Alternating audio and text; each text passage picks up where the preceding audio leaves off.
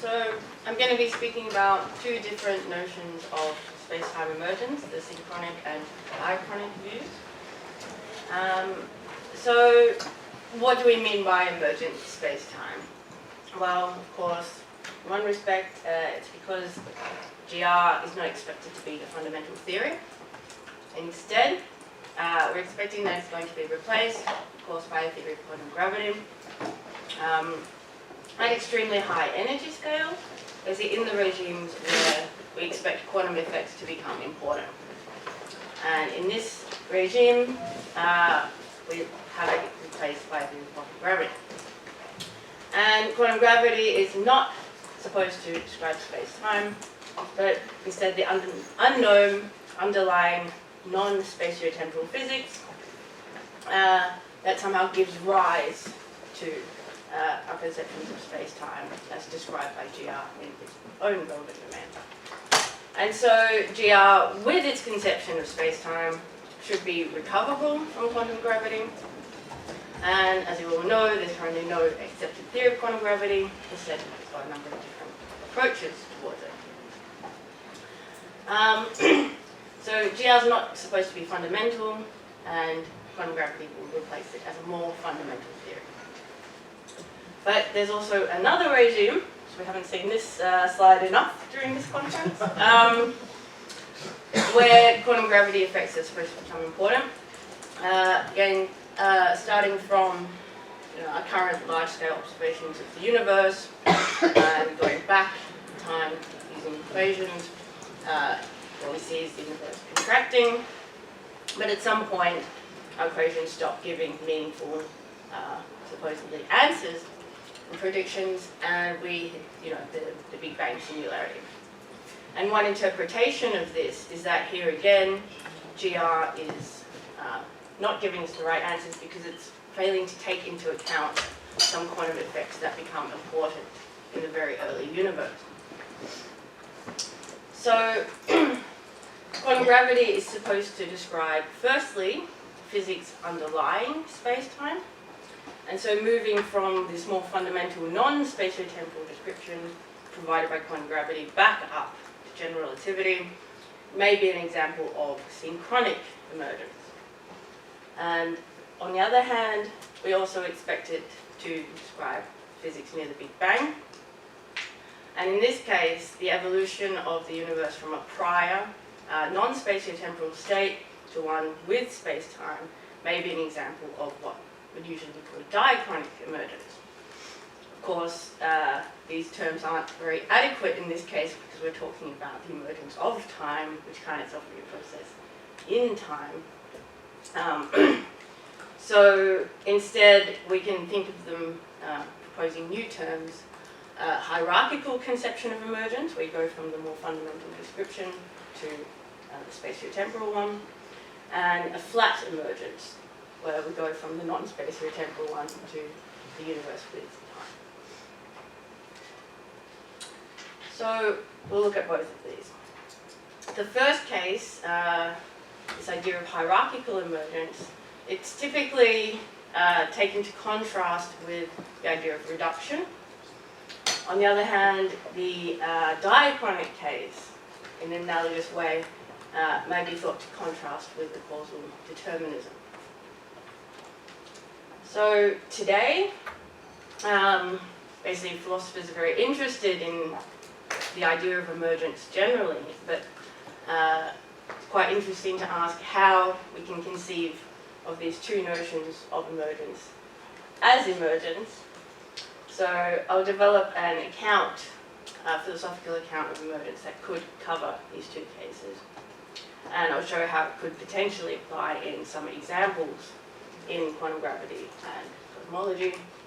And at the end, I'll throw in some really speculative thoughts on how this could relate to reductionism and determinism. So I'll start by briefly explaining what is emergence before looking at the synchronic accounts or the hierarchical accounts of emergence, and then showing how they could apply in the case of space-time.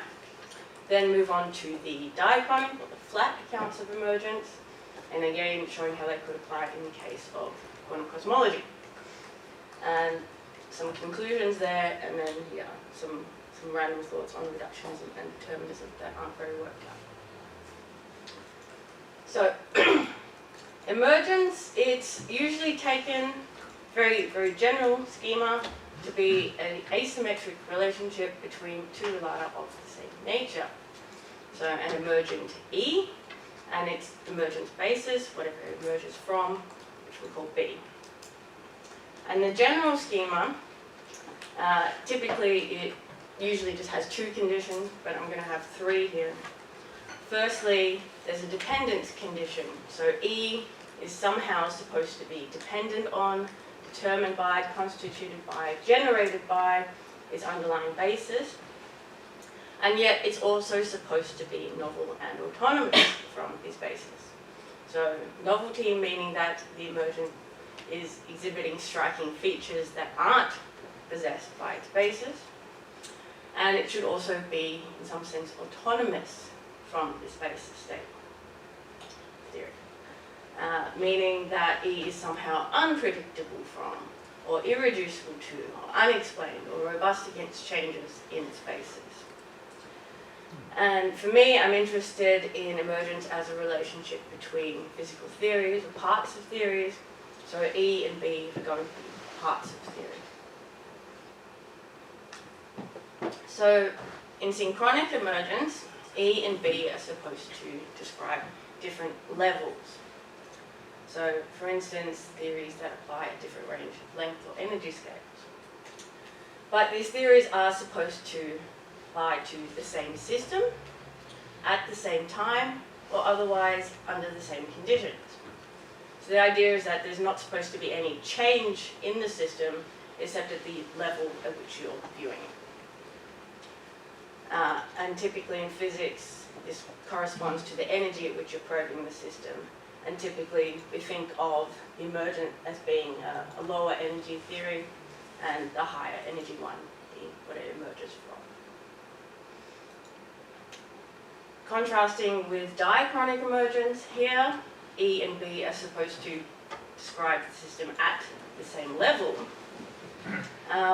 but they're not supposed to describe, they're supposed to describe the system at different times or otherwise under different conditions. So the system supposedly has undergone some change, and typically B will be the system before the change, and E will be after the change, it emerges afterwards.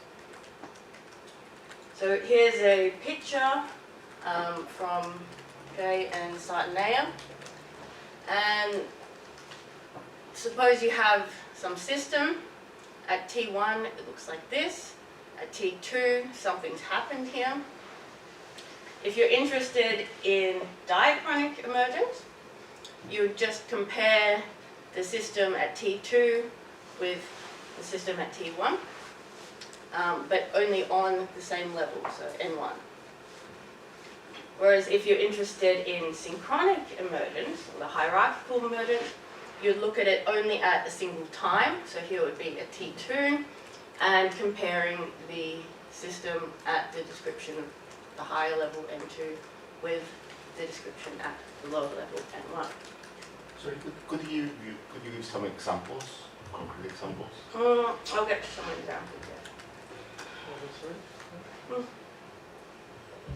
In the second case, in the diachronic case, why is it important that the relation is asymmetric?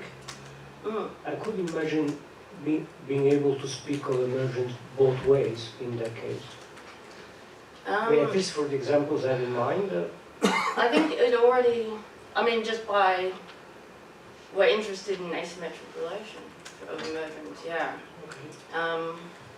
Yeah, I don't think, at least on that general schema I pointed out, it wouldn't make sense to say, you know, this emerges from this and vice versa. So, for instance, a phase transition would not be one of the things at that level? Yeah, I'll come to the phase transition case, yeah. Okay. So, they said quantum gravity is supposed to describe both of these cases. we're talking about kind of the quantum gravity is a high energy theory, and the non-spatiotemporal case, the emergence of space-time from that might be an example of hierarchical emergence, and opposite physics near the Big Bang may be an example of flat emergence. So I'm going to explore the possibility of this fitting into those schemas. So starting with the synchronic account, as I said, typically in physics they're supposed to apply to effective theories because these are defined only at given levels, supposedly.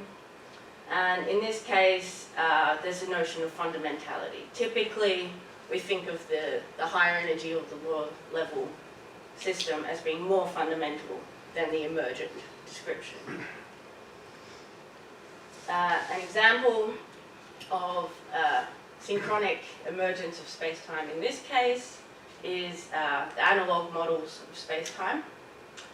So here you've got your fluid in the ground state, but at low energy you get phonons as collective excitations, and these behave as though they're in a curved space-time, whereas the underlying ground state of the fluid will be in a flat space-time. But of course, as you increase the energy, the phonons eventually have a short enough wavelength that they can detect the order of the lattice spacing of the fluid.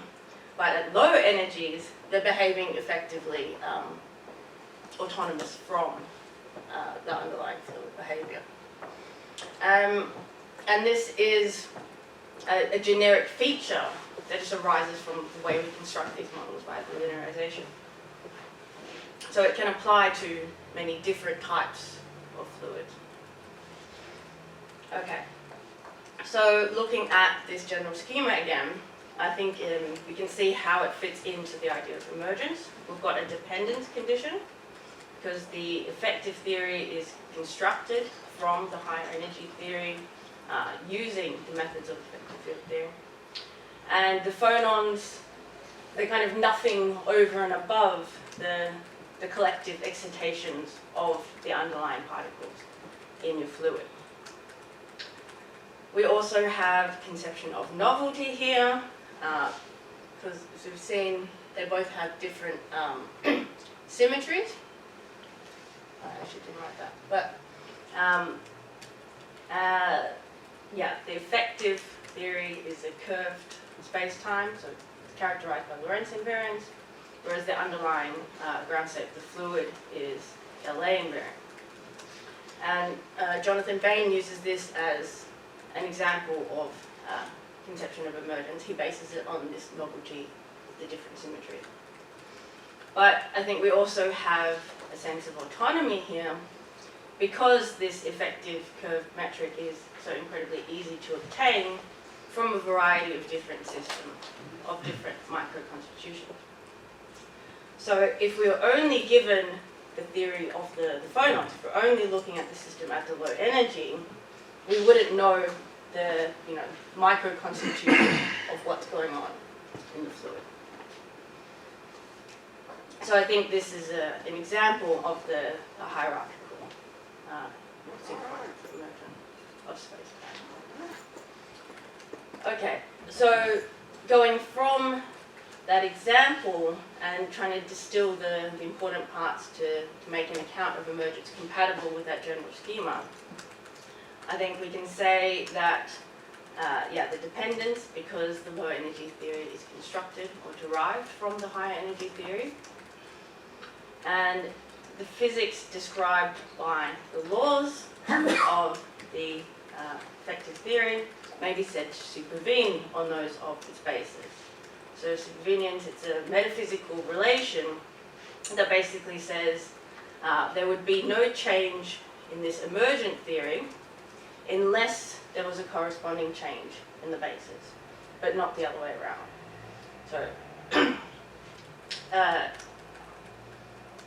So this sense of emergence is compatible with reduction because reduction, we've got derivation here. On the other hand, we also have a sense of novelty, again, because the physics described by the low energy or the macro theory differs remarkably from that of the higher energy or the micro theory. So novelty, it can be symmetric, it's just characterizing, how different are these two theories. And we also have a plausible sense of autonomy here, saying that the physics described by E is robust against changes in your macrophysics. So again, if you've only got the emergent description, what's going on at the basis level is going to be underdetermined due to this universality of the multiple realizability. Why is that an essential property? Done? Sorry, why is that an essential property? This universality or this robustness. It's conceivable that space-time is emergent, and there is only one possible underlying quantum gravity theory from which reasonably it would emerge, and there would be absolutely no robustness. I agree, yeah. So in that case, you wouldn't have a sense of autonomy, at least in this sense. So I would say in that case you wouldn't have emergent. Okay, but you can have different senses of robustness here. Firstly, we can have something akin to statistical mechanics and thermodynamics where different microstates can correspond to the same macro state. So in that case, the macro state is robust to the microstate. But on the other hand, we can also have different micro theories that give rise to the same macro theory. So here I'm thinking about the fluids being of different constitutions. So different particles. If you've got the analog models in water, you might have a basis theory described by chemistry. Whereas if you're looking at them in Bose-Einstein condensates, you're looking at fundamental theory that's quantum. And yet, at the higher level, macro scale, you can still get this emergent phenomenon the same.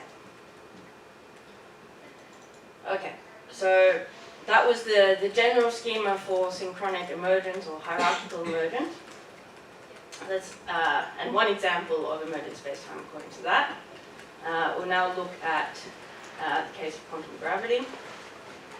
So we know it's a criterion of a successful theory of quantum gravity that it reproduces all the successful results of GR in the relevant domain. And so reduction is taken to be already part of the definition of quantum gravity. So having these relationships between quantum gravity and GR would establish that GR depends on the physics of quantum gravity. So I think the dependence condition of emergence in the case of quantum gravity, it must be satisfied. On the other hand, as we were just saying, it's quite possible that the novelty and the autonomy conditions may not be satisfied. And so general relativity in space-time is not guaranteed to emerge from quantum gravity. And in fact, there are examples of this where the two conditions may not be satisfied. Like asymptotic safety approaches arguably wouldn't give you the sense of novelty and autonomy here. But nevertheless, there are many other approaches where it seems like we could have plausible candidates for novelty and autonomy and a sense of emergence. And today I'll just look at one of those in loop quantum gravity. So starting with the dependence condition in loop quantum gravity, of course without having the full theory yet, it's hard to know how exactly space-time might come out from loop quantum gravity. But nevertheless, we've certainly gone the other way. We've started with space-time in constructing theories of loop quantum gravity. And so, for the sake of this talk, I'm just going to, take it for granted that we're taking loop quantum gravity seriously as a contender for the theory of quantum gravity, in which case it must be so that we can reduce GR to loop quantum gravity, derive GR from loop quantum gravity. So I'll take it that the dependence condition is satisfied. What about the other two conditions? Well, Nick and Chris have written quite extensively on this, on the novelty condition. And so they go through a lot of different ways in which the spin networks and the underlying structures of loop quantum gravity differ from our usual conceptions of space-time as described by GR. Just some of these. Firstly, there's a particular form of non-locality they discuss, where spin networks that are adjacent in the underlying theory nevertheless don't map onto regions of space-time in the effective description that are close to one another.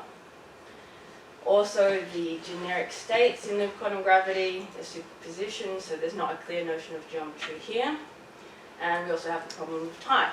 So, yeah, I think there's enough, we'll go along with Nick and Chris on this verdict, there's enough to say that we've got novel structures comparing the structures of loop quantum gravity with space-time. On the other hand, I also think we have a plausible basis for autonomy here, because we can have plausibly different spin network states corresponding to the same semi-classical geometry, and also there are models of loop quantum gravity that don't correspond to space-time. So there's a sense of autonomy as well. So I think yes, plausibly, yeah, this is a candidate. Yeah, do you take questions now, or if you want to, I can ask later. I don't mind. I'm a little bit concerned that your notion of autonomy here, the way you use it, the notion is the one you clarified earlier, that the way you are applying it to this case is, what to say, too benevolent, in the sense that the actual analog of the same criterion you illustrated in the case of hydrodynamics and phonons and so on, would be that there are different atomic systems with the same hydrodynamic behavior. So it's not enough that different states within the same underlying quantum theory give rise to the same space-time. A more direct analog would be, say, okay, if you change the gauge group for which you define spin networks, or you change the dynamics of the spin networks, you still get roughly the same space-time features. So. Yeah. So you think this isn't strong enough as it stands, but plausibly it could be made stronger? No, thanks. Okay. So plausibly that's an example of synchronic emergence. We'll now look at diachronic emergence. So generally, so I started with Gay and Sartenay's account of diachronic emergence, which they call transformational emergence. So in this case, E and B are treated as different states of the same system, interpreted at the same level, but at different times. And E and B are different models of the same theory. So in their account, the dependence condition is satisfied, how they spell out the dependence condition, I should say, is by actually saying, well, there's a continuous process that takes you from one to the other. Yeah. So I have a quick question. So the synchronic definition of emergence you could use for emergence of space-time. But can you also use this one for the emergence of space-time as opposed to emergence of space in time? Ah, okay. So yeah. I should have clarified. I was looking for an account of diachronic emergence that I could then see whether or not it could apply. So the next step will be trying to show how it could fit. Yeah. Exactly, yeah. Because obviously, I've highlighted, there are spatio-temporal things already in their account, so it's not going to fit automatically. But yeah, on their account, the novelty and autonomy conditions are that E exhibits new entities, properties, or powers that don't exist in B, and which are furthermore forbidden to exist in previous state, according to the laws there. So yeah, obviously this isn't going to work. We need a more general proposal for diachronic emergence, which, yeah, I should keep saying flat emergence instead of referring to diachronic. So flat emergence. So yeah, just crossing out anything that refers to spatiotemporal notions. We still have E and B as different states, the same system or different models. And yeah, then trying to think, well, how can we then say that one state depends on another without referencing space-time? I think even if we have a link connecting the two states, it's not enough to give us dependence. Exactly, it would be symmetric. We can just go from one to the other. So I think we need something else. Barron and Miller have proposed a non-temporal account of causation, which I think could work in this case. But also by analogy with the hierarchical case, I think we can also use the notion of supervenience again. The novelty, so again, modifying their account to make it more general, I think, yeah, we have new entities, properties or powers that don't exist in the basis. But again, I'm weakening it. It's going to be relative and symmetric. You're just comparing how one state differs from the other. So we don't need a strong sense of novelty or like forbiddenness or underivability like they appeal to. So it's quite weak here. What about the autonomy? You know, gone to the effort to show how they're linked. We then have to say how one state is independent from, in some sense, from the basis that it's supposed to come from. And yeah, by analogy with this idea of underdetermination, I was thinking, well, what about an indeterminism of previous, the basis state? So the idea is that if we're only given the emergent state, there's many different basis states that it could have come from. So an example here, yeah, symmetry-breaking, phase transition, ferromagnetism, ignoring all the details, I'm just going very quickly. Suppose looking at the macro scale, above the critical temperature, you've got a material that's not magnetized, and that's because at the micro scale, the spins are all randomized. Below the critical temperature, you do have a net magnetization because the spins are all aligned. So the symmetry is broken because this state, you can move it around, it's going to look the same. Whereas this one has a preferred direction, so the symmetry is broken here. So in this case, just looking at the one level, because it's flat emergence, so we don't look at the macro scale, just looking at the level of the spins, we can say, treating E as the state where they're all aligned, and B as the state where they're all randomized. We can say, this bit's a bit dodgy, but we can have plausibly a sense of supervenience here, where we can say that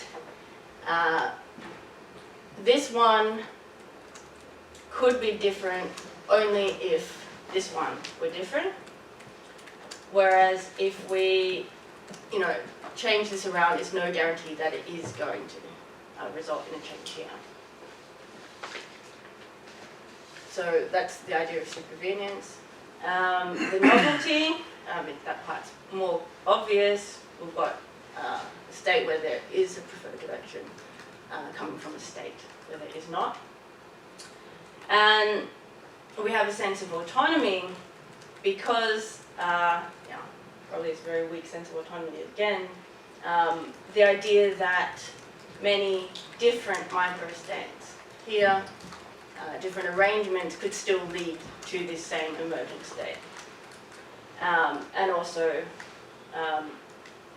if we're only given this state, we don't know the precise arrangement before. So it's the backward underdetermination. So trying to see if this could apply in the case of cosmology. Well, quite straightforwardly, there are accounts of geometric genesis conceived of as symmetry-breaking phase transition. So in these models, of course, there is a fundamental time, so it's just the emergence of space here. So the B state, so before the phase transition, we have a maximally connected graph, so everything's adjacent to everything else, and there's no sense of locality or geometry in this state. Post-geometrogenesis, some of these links break off, and you get the symmetry broken, and you do have a sense of geometry at low energy. So, yeah, this fits in exactly the same way to this schema, where we have plausibly the sense of dependence, conceived of in terms of supervenience. We have a sense of novelty because of the different symmetries here. And also we have a sense of autonomy where the emergent state kind of depending only on the broken symmetry rather than the exact details of the prior state. So turning to the loop quantum cosmology case, which I don't need to explain because we just saw it. We have these models that are typically interpreted as big bounce scenarios,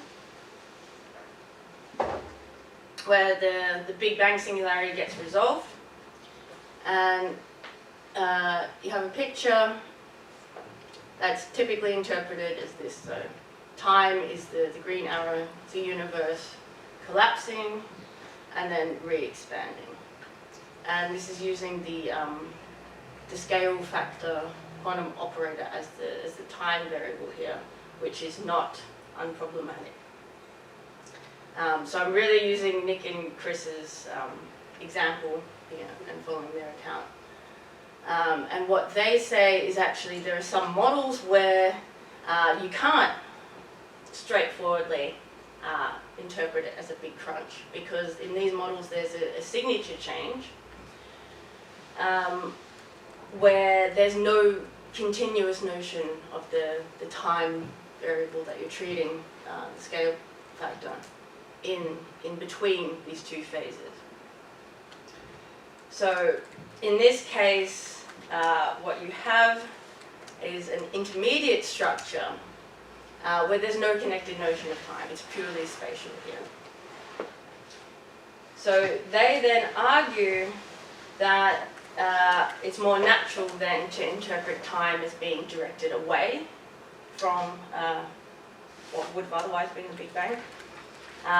So instead of having a collapsing universe and then re-expanding, they argue that it's more natural to instead interpret this as the twin birth of two universes.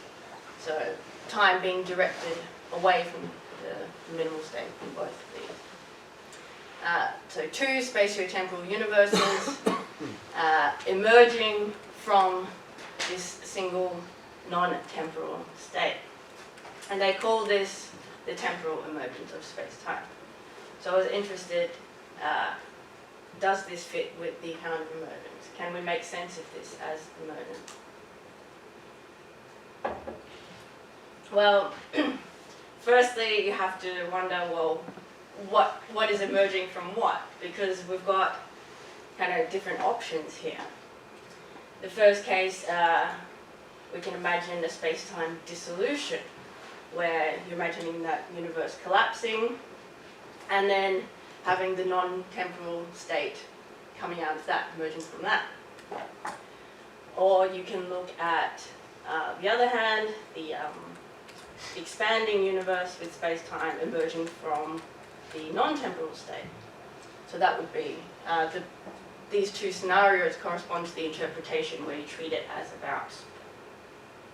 Or you can look at the Huggett and Vutric interpretation where you have two universes emerging from a non-temporal state. So for me, the fact that both of these options could be supported by the model makes it already a bit tricky.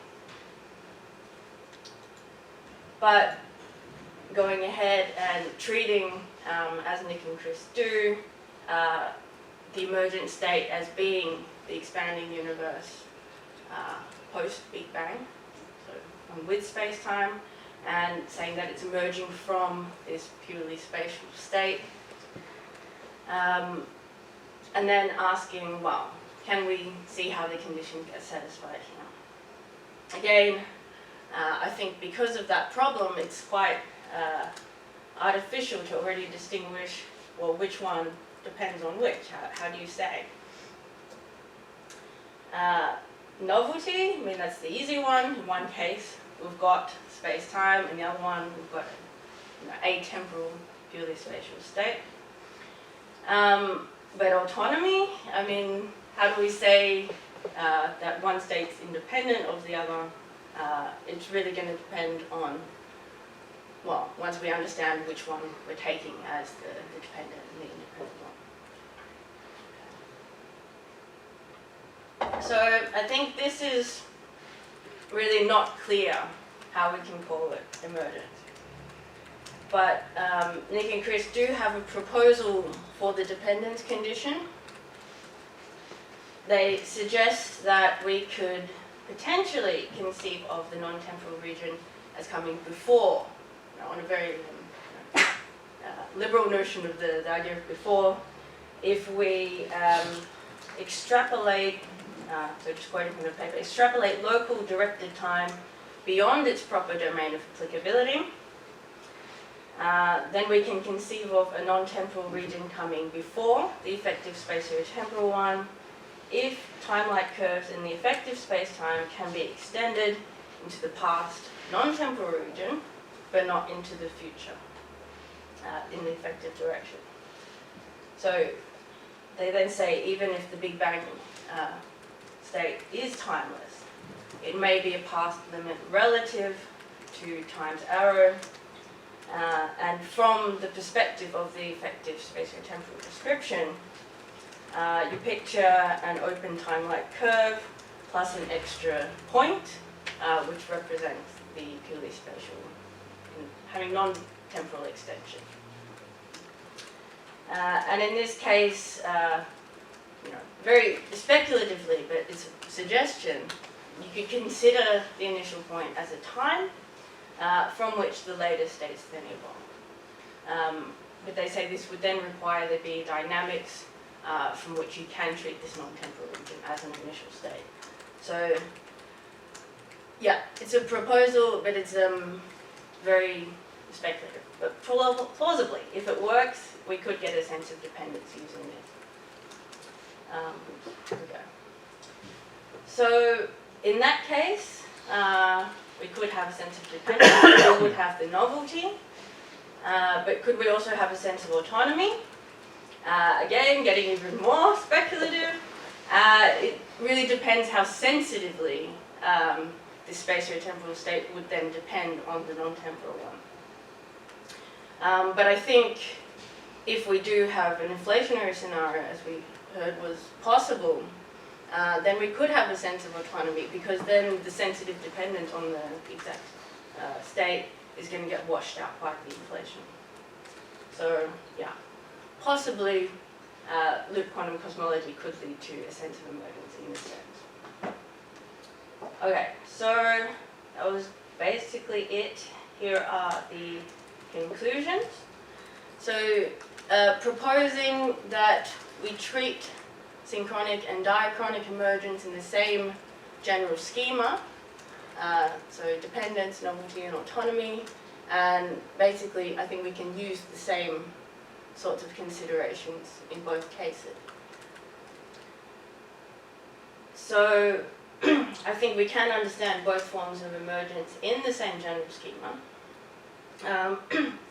and actually someone suggested to me that it wouldn't even make sense to distinguish them at all, in terms of hierarchical emergence or flat emergence, if we don't have a means of defining levels. So it depends how we would even define levels in the absence of space-time. so it might make sense that they are the same anyway.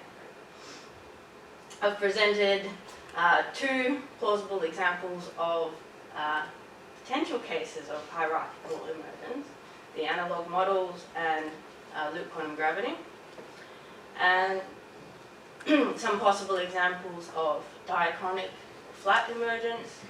And I said it's less clear that we can treat the loop quantum cosmology models as the atemporal emergence of space-time, but it's, yeah, very speculative. It could potentially be. Have to wait and see. So, just having some really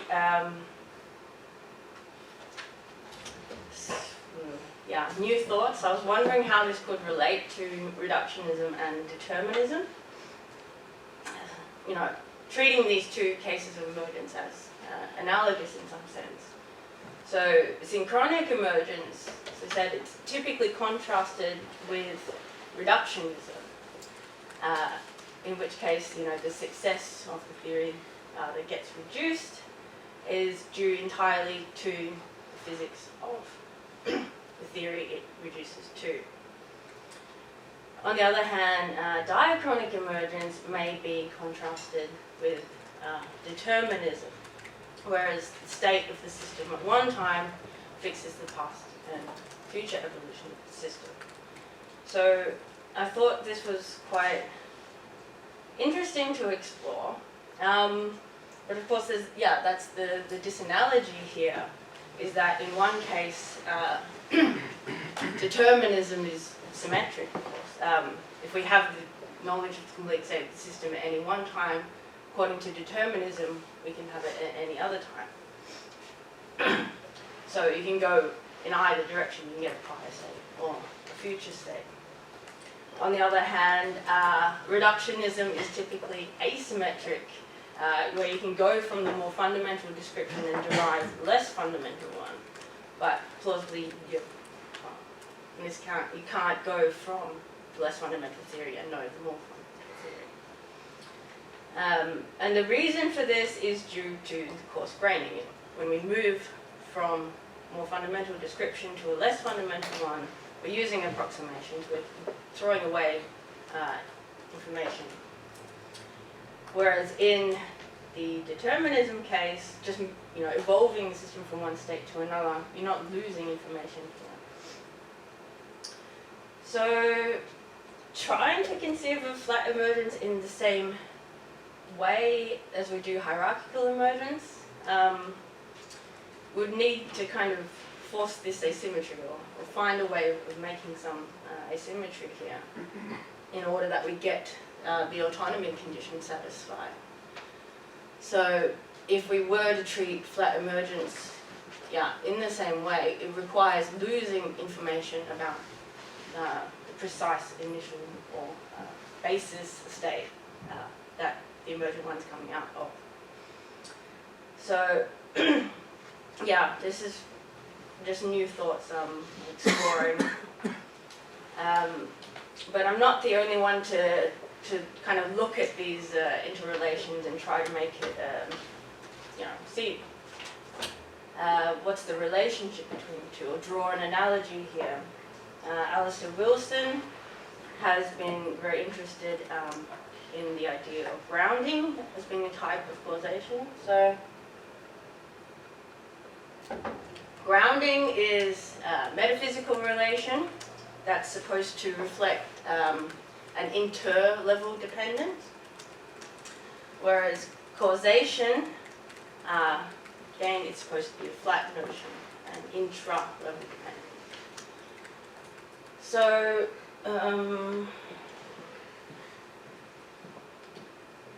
he argues that these don't straightforwardly account or match up. Grounding isn't just equated with synchronic dependence, because you can have cases of grounding that are diachronic, and you can have, according to him, cases of causation that are non-diachronic too.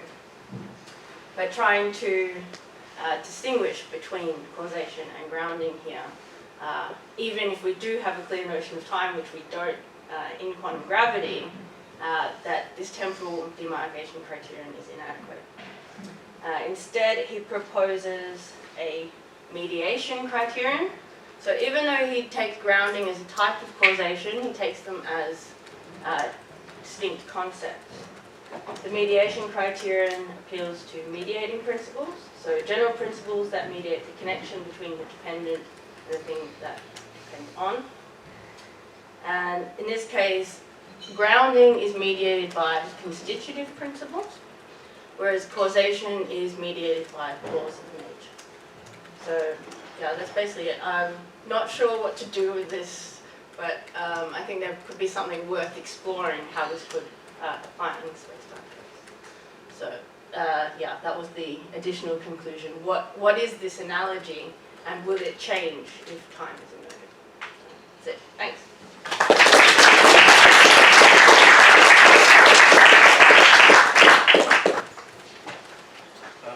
Chris. So thanks. Just a very brief remark. I don't think that it's necessary that determinism is symmetric. There are examples of cases where a system is deterministic towards the future but not the past, for instance. Such as, yes, a simple example is the game of life, for instance, where you have some sort of dynamical prescription which uniquely gives you the next future states, from which, however, you cannot uniquely reconstruct the past states. So I don't think that's necessarily the case. You kind of need a discrete spectrum or something, right? So. That's certainly the most straightforward way to do that, yes. But, you know, still, that's a case of determinism forward but not backwards. Yeah, cool. Arguably gravitational collapse is another example like that. Yeah, yeah, cool. Yes. If you want to think so. Arguably. That is a debate. Yeah, thanks, Karen. Just a question about your autonomy condition. I think you gave kind of three different definitions of it. I mean, one is that it's basically under determination. Another is dependence. And the other one is in terms of explanation. In the first slide, one of the first slides says something like, but I think you should drop this reference to explanation, because it doesn't seem to make really sense to say that if, for instance, if we derive GR from the theory of quantum gravity, in some sense we are given an explanation. So it will kind of make the emergence of space-time conceptual impossibility. I think maybe you should use under determination. I only take the under determination one. Yeah. The first slide where I was just putting up the general what you could take as an emergence, and then I went on to say, well, this is the actual criterion. So I agree. Just the one version. Yeah, you introduced synchronic and diachronic emergence as independent frameworks. My question would be whether it wouldn't be more plausible in a cosmological context, in particular, to understand them to be intertwined. So, in the sense that the diachronic emergence is kind of carried by a phenomenon of synchronic emergence that we observe in those contexts where we do observe time. And then, even more generally, the question might be whether that wouldn't be the typical context where you find diachronic emergence. Yeah, thanks. I agree, because already in these sorts of quantum gravity cosmology, it doesn't make sense to talk about macro and micro. We are already at the same level. So yeah, I agree.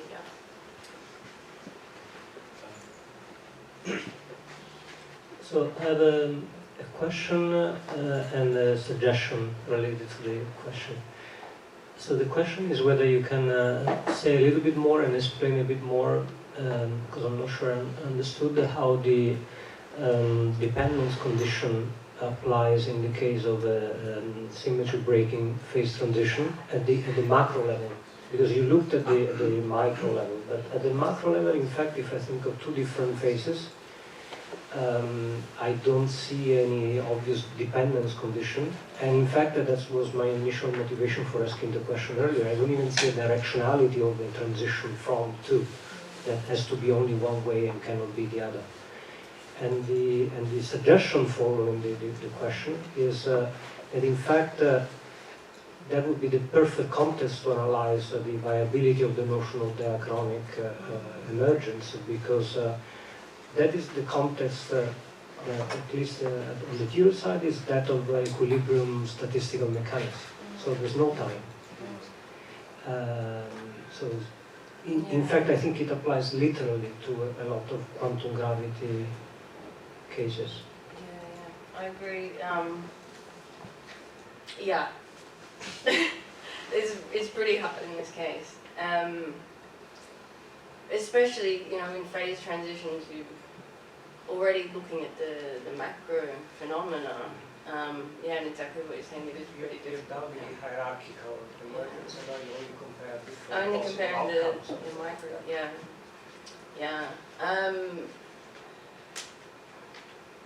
So, yeah, I said, this idea of supervenience, but yeah, I'm going to be honest. It kind of only makes sense when you already have in your mind which way it's going, yeah. But then maybe the other conditions could point you to which one is the dependent and which one. But yeah, I agree, it needs more work in this case.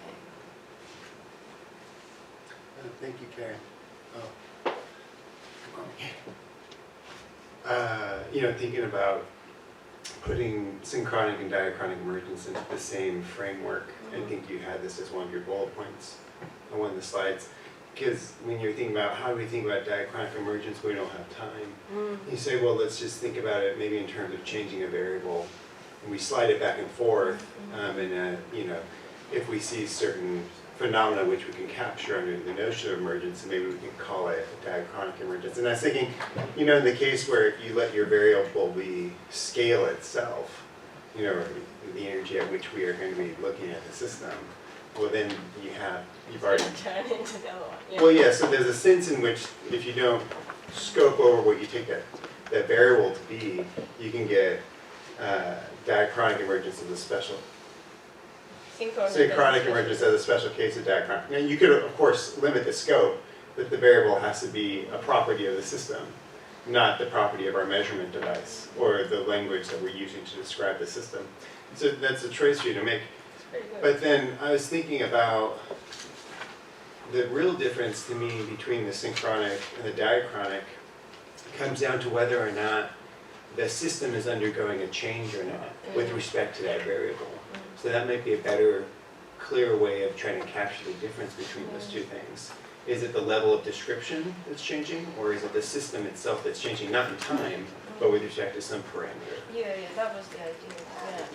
But you're right. In that case, they don't collapse. Yeah. But then, what's the motivation for keeping them separate? I kind of like your first suggestion that we can treat them as the same.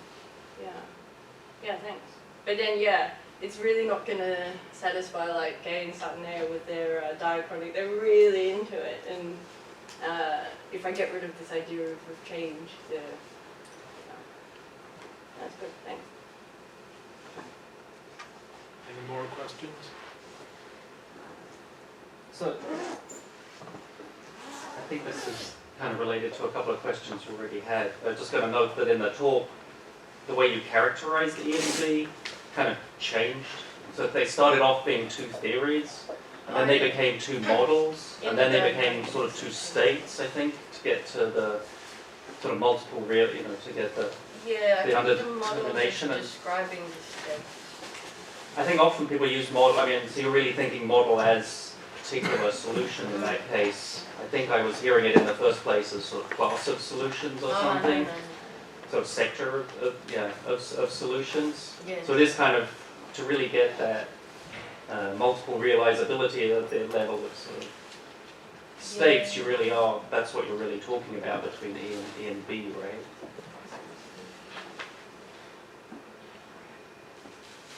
No, I think my brain's Because I think the autonomy really did come down to there are many states that will realize you can get there are many B states that will realize the E state. So you really have to be thinking of E and B as particular states of the system, so nothing more kind of general, right? Yeah. But universality is stronger than that as a concept.